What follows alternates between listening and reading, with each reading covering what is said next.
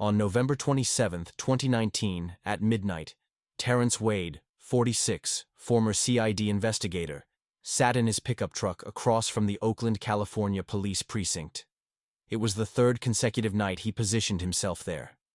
In the glove compartment were a Sig Sauer P320 pistol, a photograph of his 19-year-old daughter Ziara, and a notebook containing the home addresses of officers Kyle Draper and Vince Torelli. His phone, fixed against the dashboard, recorded the precinct exit. Terrence monitored the building, documenting shift changes and vehicle departures with methodical precision. 3 weeks earlier, Draper, 28, and Torelli, 34, detained Ziara after she passed through a yellow light. The official explanation for her death was a medical incident related to asthma and the officer's necessary use of force. She died after 5 days in a coma. Terrence saw the bruising on her neck shaped like fingerprints. With 18 years of experience investigating violent deaths for the Army, he recognized the indicators of asphyxiation, not an accident. The case reminded him of an incident in Afghanistan, where his report on a war crime was suppressed. Now, instead of soldiers or contractors, the individuals involved were municipal officers in his own city, and the casualty was his only child. Terrence used connections from his military years to identify the officers. A former colleague who now worked in the police technology unit provided the information in exchange for $3,000 in cash. Terrence ensured no digital trace of the transaction existed. He studied the background of the officers. Draper lived with a pregnant spouse and had been on the force for 5 years. Torelli was an Afghanistan veteran with 2 children. Over 3 years of working together, they were involved in 11 incidents involving force. 2 had resulted in fatalities. Each case had been closed by Captain Robert Gillespie, a former military police officer. Terrence reviewed the pattern and concluded the closures were consistent with institutional protection. Terrence then acquired an illegal copy of the body camera footage. He reviewed the recording multiple times. In the video, Ziara explained she was late for dinner with her father. Draper used a commanding tone and ordered her to exit the vehicle. When she reached for her phone, he shouted, "Gun!"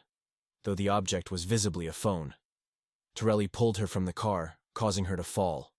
Her breathing became strained, and she asked for her inhaler. Draper forced her head to the pavement with his knee on her neck. Her voice weakened as she said she could not breathe. Torelli's camera shut off for 4 minutes. When it resumed, she was unconscious. Terrence watched the footage repeatedly to verify his assessment. He concluded that internal accountability mechanisms would not address the misconduct. On the day he identified his daughter's body, Terrence encountered Delia Rain, an internal affairs investigator, in the morgue corridor. She delivered formal condolences and cited procedural limitations. When no one else was present, she spoke quietly, stating she had viewed the body camera recordings but could not acknowledge it in any official capacity. She said she had a daughter the same age and expressed regret that she could not take further action.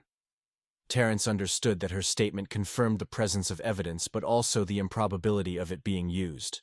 After leaving the morgue, Terrence began compiling his own timeline of events surrounding the arrest. He established the precise sequence: the initial traffic stop, the officer's escalation, the moment Draper declared a weapon, Torelli's decision to disable his camera, and the events that followed. Terrence recognized that the internal review would rely on the officer's written statements, which would likely align with the official narrative. Over the next several nights, Terrence maintained surveillance on the precinct. He documented Draper's and Torelli's departures, identified which vehicles they used, and memorized their nightly routes. He was not yet certain whether his objective was to gather admissible evidence or prepare for an action outside legal channels. His experience taught him that premature decisions produced operational errors, so he created checklists and structured each observation period as if it were a military assignment. Terrence traced the chain of command. Captain Gillespie had closed every case involving the 2 officers. Terrence noted that the captain's background in military policing meant he was familiar with protocols for preserving an institution's stability during misconduct investigations. Terrence considered whether Gillespie's decisions were influenced by political expectations, departmental culture, or external pressure. He recorded these questions in his notebook. Terrence Wade expanded his surveillance operations in early December 2019. Using structured observation schedules and counter-surveillance methods learned in military intelligence courses, he documented the daily routines of officers Kyle Draper and Vince Torelli. He created route diagrams, recorded departure times, and built behavioral profiles. His objective was to determine patterns that might clarify whether their actions during Ziara's arrest reflected habitual misconduct or a singular escalation. Kyle Draper's routine began at approximately 5 p.m. each day. Terrence recorded him leaving his apartment complex, where he lived with his spouse, who was in the late stage of pregnancy. Draper consistently paused before departing, placing his hand on her abdomen in a brief gesture of reassurance. Terrence noted this behavior as an indicator of emotional attachment and domestic stability. It conflicted with the image of a malicious aggressor. Terrence wrote in his notes that Draper's actions suggested immaturity and susceptibility to influence, rather than inherent violent intent. The contrast heightened Terrence's internal conflict, as Ziara herself had been an ordinary young adult engaged in routine activities. Vince Torelli's routine differed significantly. Twice a week, Terrence observed him at a local field where he coached a children's baseball team. Torelli provided instructions on basic skills and engaged the children with direct, clear communication. Terrence documented these sessions without interruption. Torelli's demeanor with the children indicated patience and adaptability.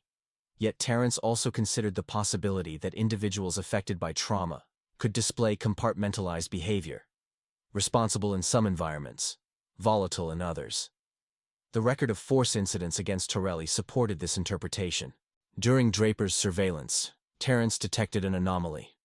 A gray Honda Civic repeatedly appeared along Draper's typical routes at distances consistent with amateur tailing techniques.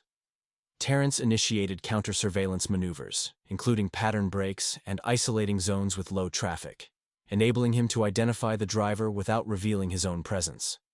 The driver was Jonathan Keller, 33, a mechanic and former Marine who had served 2 tours in Iraq. Terrence confirmed the identity using publicly accessible records. Terrence investigated Keller further. 1 year earlier, Keller's younger brother, Eden Keller, 22, who lived with autism and limited verbal communication skills, had died during an arrest involving Draper and Torelli. Witness statements indicated Eden struggled to understand shouted commands and panicked. The officers subdued him, and he suffered fatal compression injuries. The internal investigation had concluded without disciplinary action. Terrence recognized the identical procedural pattern to Ziara's case. Terrence located Keller's garage workshop. Inside, he found weapons stored systematically, including rifles and handguns, all legally purchased but arranged as if for coordinated action. A wall displayed a map marked with addresses of officers, shift timetables, and projected movement paths. Terrence assessed the material as preliminary planning for a targeted operation. The layout resembled planning procedures Keller would have learned during deployment. Terrence confronted Keller directly. The encounter took place in the workshop. Keller initially reached for a tool, but stopped when Terrence identified himself as former CID. The exchange remained controlled, but tense. Keller stated that his brother had been unable to interpret sudden commands, that bystanders had attempted to explain this to the officers, and that force had been applied long after the situation was under control. Keller said he had filed multiple complaints, but received no response beyond a routine closure notice. Keller told Terrence he had survived combat zones where threats were overt, yet in his home city, individuals entrusted with authority had caused his brother's death without accountability. Keller proposed that they combine their skills and act against Draper and Torelli, using what he called military precision. Terrence evaluated Keller's posture, tone, and word selection, and concluded that Keller's motivation centered on vengeance rather than evidence-based justice. Terrence declined the proposal. Keller then warned him not to interfere, emphasizing that anyone obstructing his objectives would be classified as an adversary. After this encounter, Terrence widened his inquiry into the officer's past conduct. He located former patrol officer Eric Duval, 41, who had resigned after experiencing a psychological collapse linked to job stress. Duval had previously worked with Torelli and agreed to an off-record conversation. Duval explained that Torelli informally instructed recruits in the practice of street justice, a term used internally to describe aggressive control tactics that bypass departmental guidelines. Duvall stated that some officers adopted these methods to assert authority rapidly during unpredictable encounters. Duvall added context to Torelli's behavioral changes. Approximately 8 years earlier, Torelli's partner had been killed during a traffic stop. According to Duvall, Torelli displayed signs of hypervigilance and recurring intrusive memories afterward. In mid-December 2019, Terrence Wade arranged a meeting with Captain Robert Gillespie under the pretext of reconnecting over shared military backgrounds. Gillespie, 58, had served as military police before joining the Oakland Police Department. Terrence selected a neutral bar near the port, a location where casual conversation would not draw attention. The meeting began with standard recollections about deployments and mutual acquaintances. After a short period, Terrence shifted to direct questioning. Terrence asked Gillespie why he had closed every case involving Officers Draper and Torelli, including the deaths of Eden Keller and Ziara Wade. Gillespie attempted to maintain a formal tone but became visibly strained. After his second drink, he admitted the primary factor was administrative pressure linked to a tough-on-crime initiative launched by the mayor 3 years earlier. According to Gillespie, department leadership was instructed to increase arrest numbers and minimize incidents that could undermine the program. Any major scandal involving excessive force threatened the city with lawsuits and the loss of federal grants. Gillespie stated he believed that protecting the department from collapse required shielding individual officers. He framed his decisions as defending the larger workforce, describing approximately 300 officers who would, in his view, face consequences for the actions of a few. Terrence evaluated Gillespie's explanation as consistent with institutional logic he had encountered in the military, where systemic interests often overrode individual accountability. Gillespie acknowledged this similarity, stating that organizations frequently relied on containment strategies rather than transparency. Terrence pressed further, asking whether Gillespie personally believed Draper and Torelli were responsible for the deaths.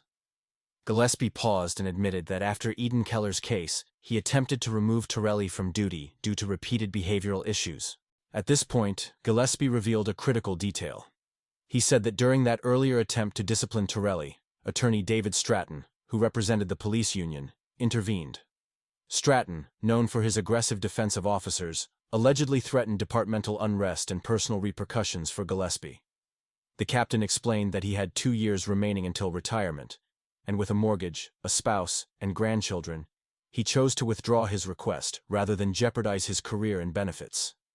He stated that he had rationalized the decision as necessary, though he recognized it reinforced harmful patterns. Gillespie referenced Terrence's experience in Afghanistan, saying they both had attempted to pursue truth only to be constrained by institutional priorities. Gillespie became emotional, expressing regret for his decisions. Following the meeting, Terrence reassessed his approach. Direct confrontation would not dismantle the system enabling misconduct. Instead, he began compiling a comprehensive dossier on David Stratton. Using open-source records, financial disclosures, and leaked information provided by a former administrative clerk, Terrence assembled documentation connecting Stratton to political donors, consulting fees, and unreported transactions with firms supplying equipment to the department. Terrence constructed a clear timeline demonstrating Stratton's influence on internal case outcomes. Recognizing that exposing these connections required public visibility, but not media dramatization, Terrence contacted Olivia Lopez, 37, an investigative journalist known for work on municipal corruption. They met at a small workspace she used for confidential interviews. Terrence transferred a copy of the body camera footage, reports, and Delia Rain's anonymized statements. He also provided the dossier outlining Stratton's financial ties. Lopez examined the material and confirmed its relevance. She estimated that a full publication could be released within a week, conditional on corroborating specific financial entries. She warned Terrence that once the information became public, parties implicated would react aggressively through legal or administrative mechanisms. During continued surveillance of Draper, Terrence observed an argument between Draper and his wife Chelsea in a local park. Terrence positioned himself at a distance where he could record audio with a directional microphone. Chelsea confronted Draper about behavioral changes, increased irritability, alcohol consumption, and sleep disruption. Draper responded with visible distress, stating he had panicked during Ziara's arrest. He said Torelli claimed she was reaching for a weapon and that he reacted based on his training. Draper said that once he realized it was a phone, the situation had already escalated beyond control. When Chelsea asked whether he had caused a death, Draper admitted responsibility and said he was instructed by Gillespie and Stratton to maintain a consistent statement or face criminal charges. Terrence monitored the exchange without intervening. He concluded Draper lacked malicious intent, but nonetheless caused irreversible harm. Shortly thereafter, Terrence received contact from Jonathan Keller. Keller had reviewed Draper's recent movements and informed Terrence he intended to kidnap Draper, compel a recorded confession, and disseminate it publicly. Keller described the plan as an asymmetric response targeting institutional weaknesses. Terrence opposed the idea, stating it would transform Keller into a criminal and undermine potential legal outcomes. In early January 2020, Delia Rain contacted Terrence Wade using a prepaid phone. She requested a meeting without notifying her department. They met in an isolated parking structure where she could observe all entry points. Delia stated that attempts to reopen cases involving Draper and Torelli had repeatedly failed. Files had been removed from shared servers, physical evidence logs showed unexplained gaps, and witnesses who initially gave detailed statements later altered their accounts.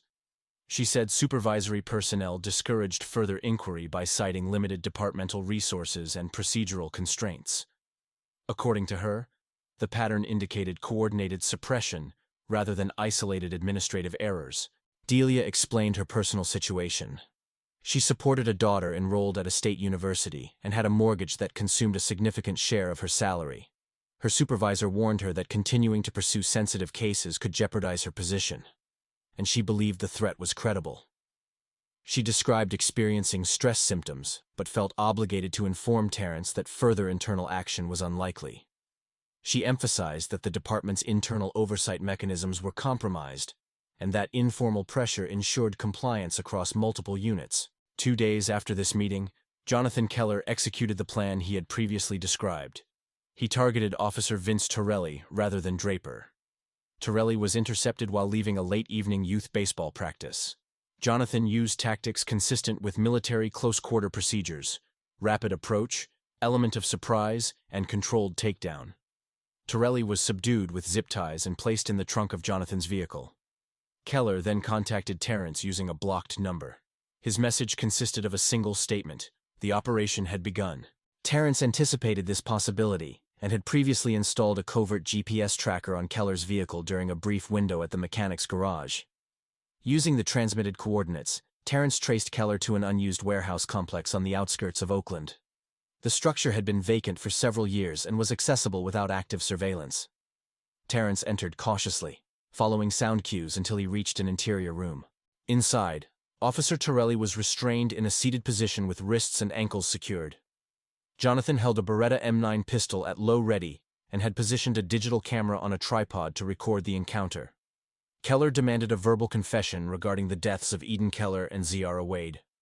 Torelli responded by stating that Eden had been uncooperative, that he had believed Eden posed a threat, and that he acted according to perceived risk. He denied wrongdoing and attributed Keller's accusations to misinterpretation of events.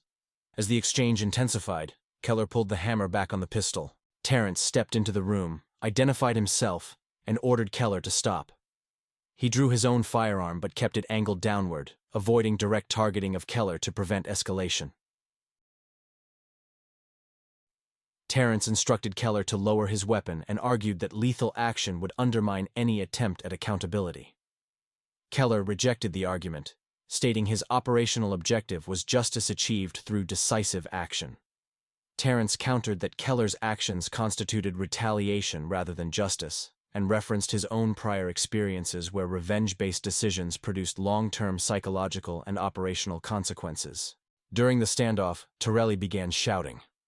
He stated that he did not intend outcomes that resulted in death, and that he had experienced recurring memories linked to prior traumatic events from his deployment in Afghanistan.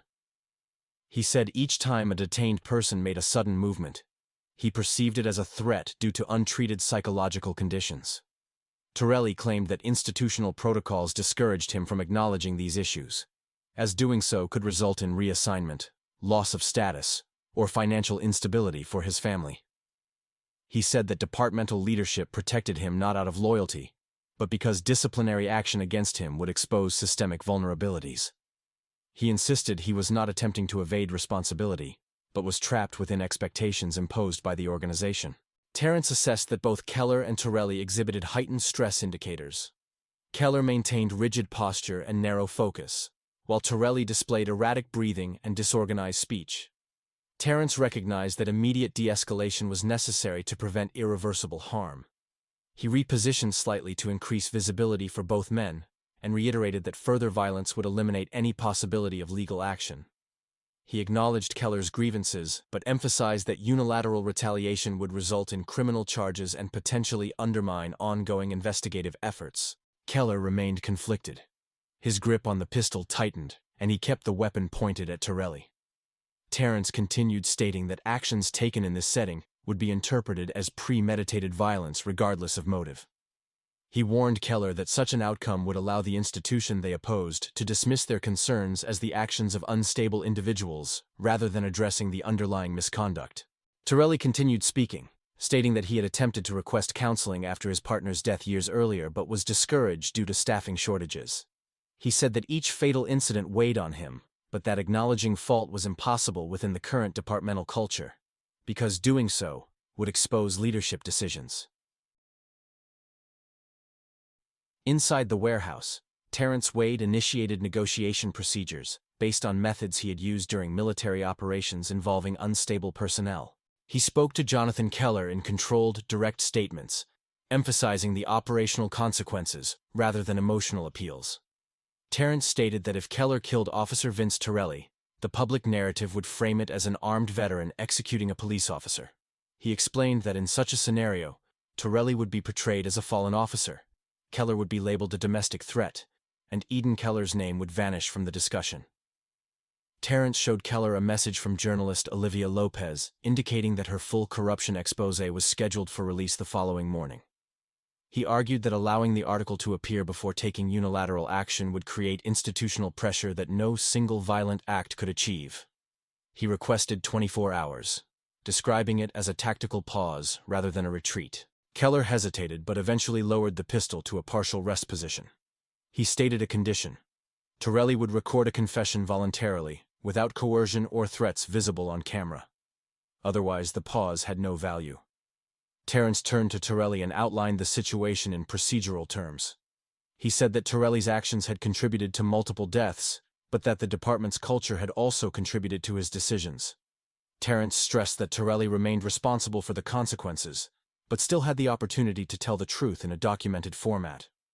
Terrence stated that as a veteran, Torelli understood concepts of personal accountability and integrity. He said that Torelli's refusal would result in Keller proceeding with violent action, and that Torelli's children would ultimately view him as someone who avoided responsibility. After several minutes, Torelli agreed. Terrence repositioned the camera to ensure that no physical coercion was visible.